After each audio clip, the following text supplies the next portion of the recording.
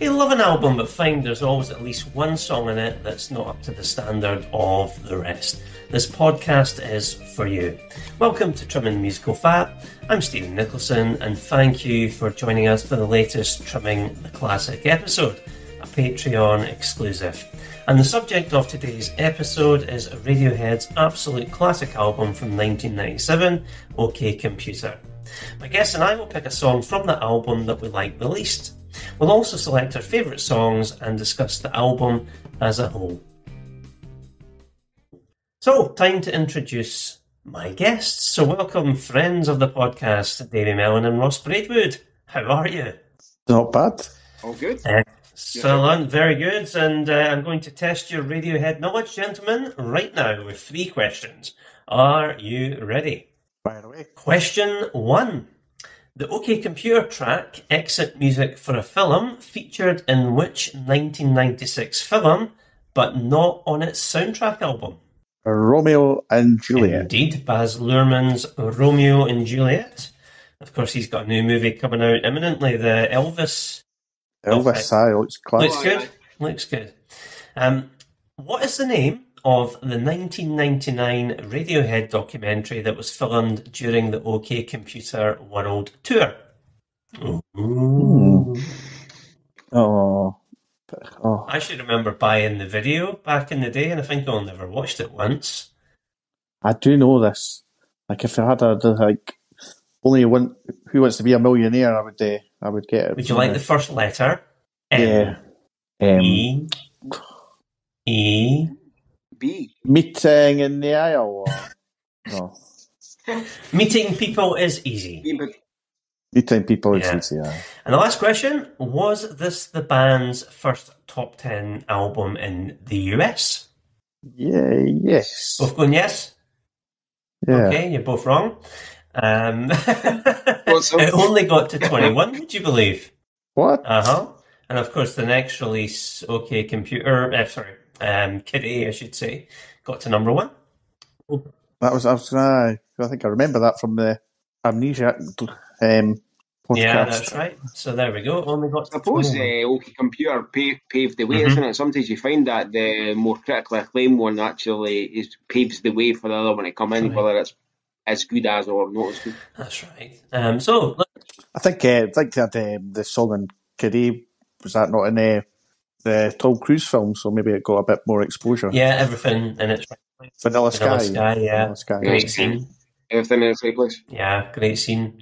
So let me tell you a little bit about OK Computer. So it was the third studio album by English rock band Radiohead, released in May 1997 and self-produced by the band with Nigel Godrich. So OK Computer's abstract lyrics, densely layered sound and eclectic influences laid the groundwork for the band's later, more experimental work. The band used unconventional production techniques, including natural reverberation through recording on a staircase and no audio separation. The songs Paranoid Android, Karma Police, Lucky and No Surprises were released as singles. OK Computer reached number 1 in the UK and 21 in the US, as we've already said, and was soon certified 5 times platinum in the UK and double platinum in the US. So the album did have legs in the US. It has now sold over 8 million copies. It received critical acclaim and has been cited by listeners, critics and musicians as one of the greatest albums of all time. It was nominated for the Album of the Year and won Best Alternative Music Album at the 1998 Grammy Awards. So, my first question to you guys then is, when did you first hear us? Davey, I'll start with you. I think it's when they released the Paranoid Android video on MTV, the cartoon. That'd be the first I heard of it. Basically, when they dropped the album. Yeah, because it used to be on the list on the radio working Royal Mail. Might have been on the radio quite often. Yeah. What about you, Roscoe? The first time I heard the album. So it probably when I bought it, and it probably was quite late on. So I was kind of one of the ones where I was probably a bigger Oasis fan and I was a Radiohead fan, although I had the Bends and I loved the Bends. And I think just hearing the sort of songs initially, I just didn't quite. It wasn't quite for me. Not ready for it, I think. And so it wasn't until after I bought In Rainbows that was really the one that got me really back into Radiohead, and then I started to get OK Computer and Kitty and stuff like that. So it'll probably be 2010 Oh maybe, wow. even as late as that. Aye, probably. Because In Rainbows was what, 2007? So yeah, maybe 2008, 9 or 10, round about then. And that's where I would have properly listened to it, because again, it was like I was on one of the podcasts on BBC Sounds, and it was Andy Burnham, the Manchester The mayor. Aye, and he'd said at the time when it came in, he said he wasn't ready for it, and I knew what he meant, because I mean I like experimental music and all that, but I wasn't quite ready for it from a kind of guitar band. Maybe that's what it was, and it was a different sound. It was the singles more the problem than the album track that I heard. I thought, it's just not for me. And that's what it is. But then you know, listen to it and you appreciate it, and it is one of the greatest albums of the time, isn't it? Well, I suppose you're quite lucky, Ross, in that all good things come to those who wait. You waited 13 years. Well, it's like anyway, classic albums, isn't it? It's classic albums. People can go on about it, so everybody goes on about rumours. But I've never, and it's always one of the ones I'm going to listen to it. I'm going to buy it, but I'm not getting there yet. But you work your way through the classics, and it's just great. Rather than listen to everything up front, it's good to kind of have something set aside. Yeah. So, yeah, it's a Wholeheartedly classic. agree. And I think it's one of the things of doing this podcast where, not that you're forced to listen to stuff, but people recommend albums to cover and you go and listen to them, where you've never had that kind of healthy pressure to do so before. And that's been brilliant, getting to listen to hidden gems and classic albums that you just never got around to doing. Like case in point, just now listening to U2's Boy album for the first time the last couple of weeks. And I won't say too much about it since we've got a recording next week. And I'm not telling Ross if I like it or not at this stage. He'll find out on the night. But yeah, I mean, for me, I first heard this. Do you remember the listening posts he used to have in the likes of Virgin on Princess Street? And a lot of the time, a band, a shop would actually have the album on the listening post the week prior to its release. So they had OK Computer and Virgin. And I remember going in there and listening to some of it, flicking through the tracks. And I have to say, it's a rare thing. I remember just listening, thinking this is sounding incredible. Even just from, flicking through the tracks, I mean, this is sounding amazing. And I remember also, I mean, I bought the Paranoid Android CD single, but also they did an appearance on Later with Jules Holland. And that, I think they did Paranoid Android, No Surprises, and Airbag. And I just thought, like, all three sounded absolutely incredible. So yeah, I was totally hyped for this album, bought it on the day of release, and yeah, rushed home and listened to it. And yeah, loved it then, love it now. What date did it come out? It was May 1997. Seen them September that year. Oh yeah, so you seen them live on that tour? Yeah. That would have been amazing. That would have been pretty special. My first ever gig. Was it? Aye. 17, I think it was. Mine was Cast. In Dundee. But not quite as good as Radiohead in Dundee. No.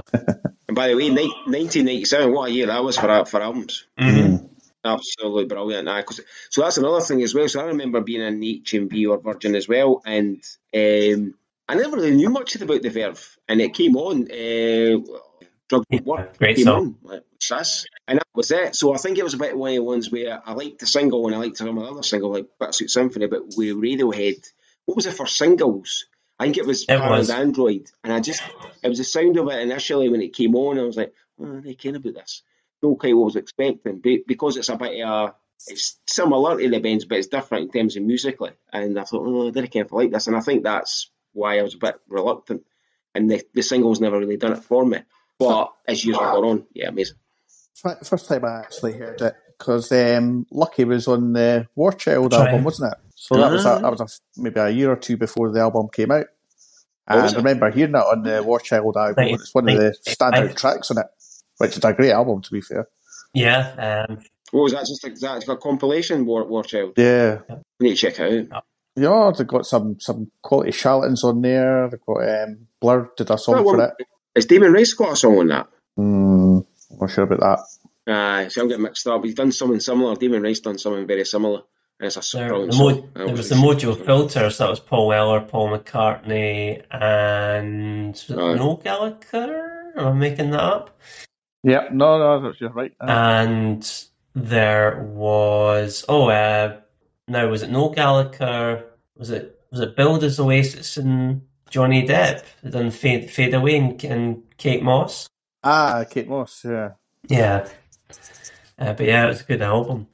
And Oasis and Friends, yeah. Yeah, there we are. In fact, the Stone Roses had Love Spreads on it. Oh, good. Done their best song then. Excellent. Well, I don't know about that. David, do you agree with that? I think one of the highlights of that was Suede did a cover of Shipbuilding, Elvis Costello song. Yeah. Yeah. That's right. Yeah. Yeah, it was good stuff. So, you got the album in your sweaty palms. So, Ross, you got round to it eventually, but Davey, I'm sure you probably bought it around about the time of release. What did you think of it? Absolutely stunning. It was like the hearing Paranoid Android, that just built it right up for me. And then when it came on Airbag, it didn't relent. It was absolutely stunning. It's, in my opinion, probably the greatest album of all time. Wolf, a bold declaration. Some ways kind of disagree. I would, yeah. I mean, it's up there. People ask you what your favourite album is. That would be in the running. Yep, definitely. And Ross, so you can appreciate it many years later. So, what do you like about it? I suppose that the album itself, the quality of the bends is, and again, it's probably still my favourite Radiohead album. The bends, such a great guitar album, and I think it's around how do you follow that up? How do you? Because they went for their first album, which is all right, it's pretty patchy. It's okay, it's not. But then a big, huge leap forward, and then how do you then go from there? So it could have went down the way, and then it's just, I don't know. It's like obviously they incorporate loads of like different electronics and a completely different approach, different producer. There was John Leckie, I think, although most of them, Nigel Godrich was the engineer, I think, on the band, so he was involved. And I think he did produce one of the songs, if I mind right. I can't remember what it is. Maybe Street Spirit or something like that. So obviously a different producer. It's just got, and the songs are just, there's a distinct difference between the two albums, other than maybe what's the song Electioneer, maybe that's one I think it could be in the Bends, but other than that, so it's like xylophones and all that kind of, just loads of different sort of, just expanding the sound a bit more experimental, but the songs are still fantastic. It's not overly experimental. It's not quite when they go into Kiddie and Amnesiac, so it's still quite an accessible album. Just one of the greatest of all time. But the thing is, I mean, for me, they've got 3 classic albums of equal quality, and it just shows you how great they are. But if somebody says is it the best album of all time, I would probably disagree to a point, but it's definitely up there. What's your favourite track on it, Ross? Funny enough, it's just been mentioned. Lucky.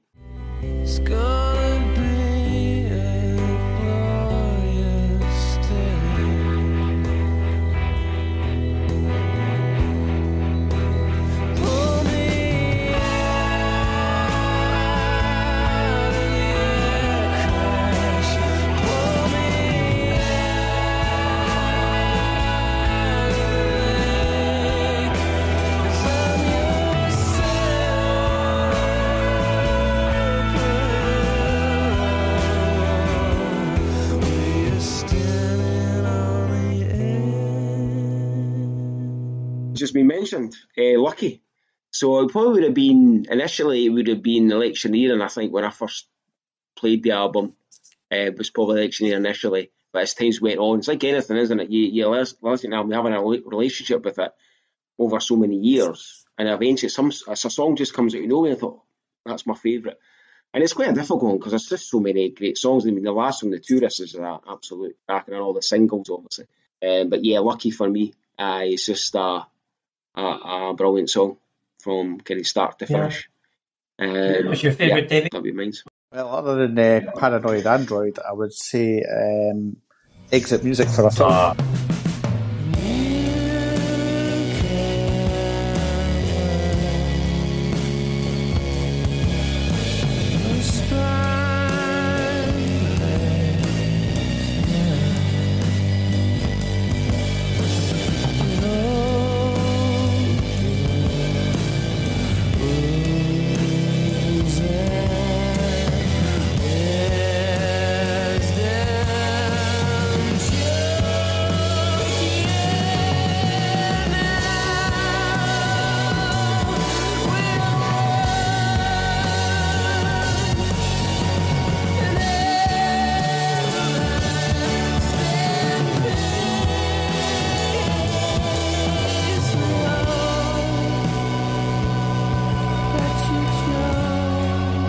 Stunning, and I think they used it in there was that Mel Gibson film The Beaver, where he's got the puppet beaver that's become part of his personality. And there's the part where he eventually gets his arm cut off to get rid of the beaver, and that's the music to play while he's getting his arm cut off. How's it? It's brilliant. Spoiler alert. Yeah. I don't need to watch that now. So yeah, my favourite song in it is Paranoid Android. Love it.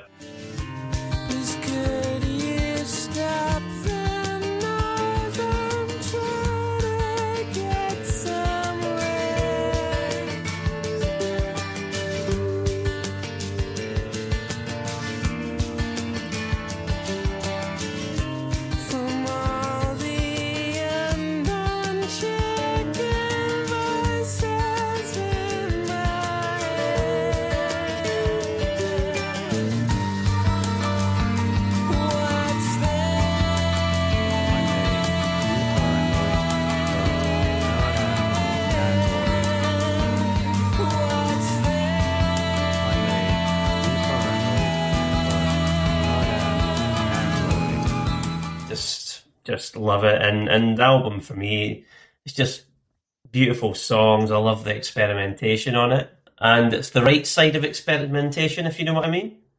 Where I think there can be overindulgence and so on. I think they get it absolutely right here. Beautiful melodies as well. I think the guitar work is fantastic. The guitars really, really kick on the album. And as you've mentioned, Ross, yeah, just all the different instruments that are thrown in the mix, like glockenspiel, and everything's just thrown in there. And the thing is, I've said Paranoid Android, but I could go through, Exit Music, Lucky, No Surprises is incredible, Karma Police is incredible. It's just a fantastic album.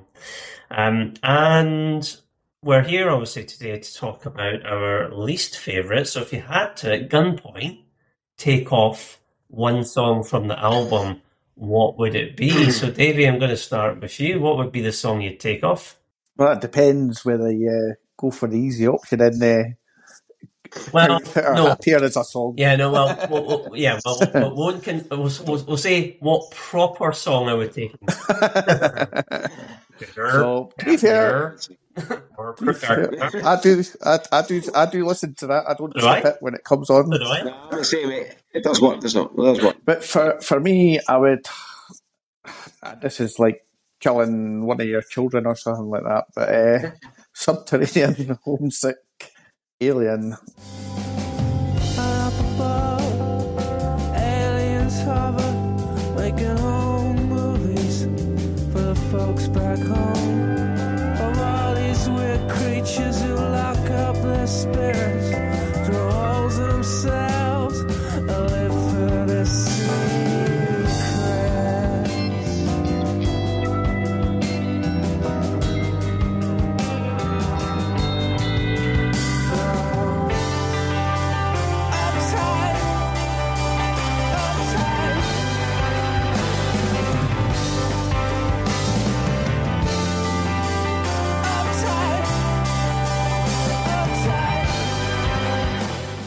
one I would reluctantly get shot of. Oh, Davey. Davey. Okay. Why that one in particular? Because I can't get rid of any of the other ones because they're all so good. But I think it's just something about the sound of it that, compared to the rest of the tracks, it's just not quite there in terms of this exercise. Don't get me wrong, it's amazing, but if you're wanting to get rid of something, I would say that. And it's just, I think it's just like the intro kind of jars on me a bit, I think. Oh, I think it's one of the best bits of it. Yeah, it's that's interesting. Roscoe, what about you? Again, it's difficult. I mean, you're saying the least favourite, but it's not that you don't like the song. It's just that the standard's Yep. that high, isn't it, across the whole album? As any great albums really should be. There shouldn't be any filler on a great album. And it's one of the ones where there's probably maybe two or three that when I was listening again more intently to look out for the song that you'd maybe drop. There's maybe two or three that there's maybe one in there. So it could have been a lottery, anyone really. So I ended up going with Airbag. That was that. Airbag.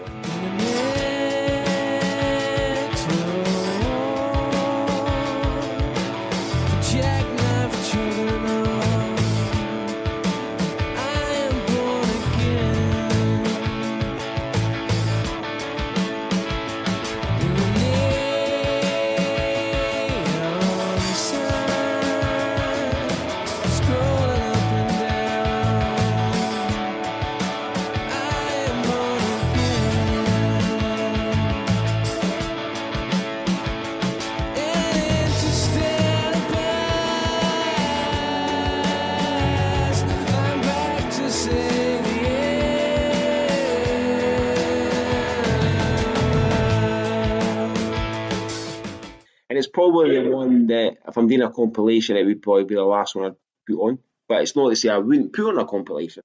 It's just, yeah, the other ones are just that wee bit better. It's just elements that you like about a song, isn't it? There's just it's like Subterranean Homesick Alien is, I love the sort of synth in it, the synthesizer part. So it's just wee elements in songs that you like, or you maybe just don't quite have the same affinity with certain songs. So it's interesting that you say that, Ross, because the song on the Bends that you would have taken off was Planet Telex, and they're both album openers, yes. And actually structurally, they're actually in a lot of ways quite similar. Yeah, maybe aye, just that certain kind of song structure which it just doesn't do it for you. I think generally speaking, because I make compilations up all the time, I always think the first track and the last track's the important thing. You get that right, and I think some of my favourite albums is the opening track is almost like the best, or it's how it starts, and that's maybe what it is. I think how it starts is not maybe quite. Does it feel as if it's a first track in an album, maybe? And maybe others are maybe put in front of it as a start of the song, maybe start that one. Yeah, but it's just how you sequence it. It is, yeah, the sequencing. Personally, love the kind of start-stop nature of Airbag. My choice, it was actually pretty straightforward for me because it's a song I've always regarded as my least favourite on the album. Electioneering, Ross.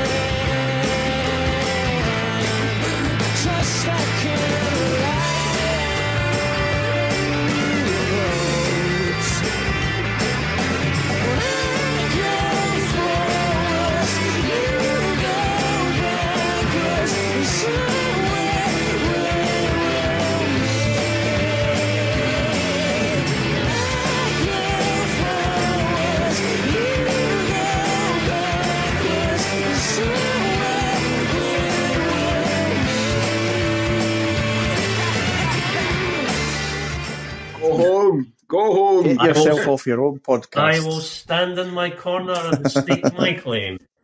And it's not a bad song. It's a good song. And the reason I would pick that one is it is, I think, more of a. I think you've mentioned it already, Ross, that it's the one song that might fit in on the bends. It's more of a straight ahead rocker, that one, and I would presume the band put it on because much of the rest of the album, there isn't much in the way of kind of faster paced material. So I wondered if that was maybe put on there to balance things out, because when you look at the material which didn't go on the album, and we've already done a podcast episode dedicated to Man of War. Man of War, sorry, Man of War. forgetting that. And that's just one example of a song that, I mean, look at all the other B-sides that came out of this album. I would say almost all of them I would prefer to Electioneering, but again, just personal choice. There was, I think, a wealth of material from the band at this time. It's an embarrassment of riches. That would be the song I would pick there. I think it's just musically less interesting than the other tracks on the album, which I prefer. And it's about politics. It is indeed. So that's maybe another reason. It's another reason for dropping it. It is indeed. So, time to start playing our exit music as we need to bring this episode to a close. So thanks to my guests for joining me today for this little chat. And thanks to you for listening. No surprises. We loved it. Until next time, keep trimming.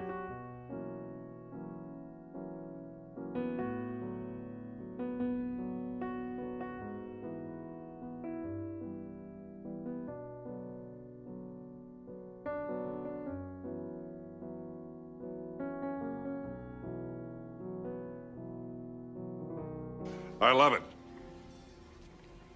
I love it.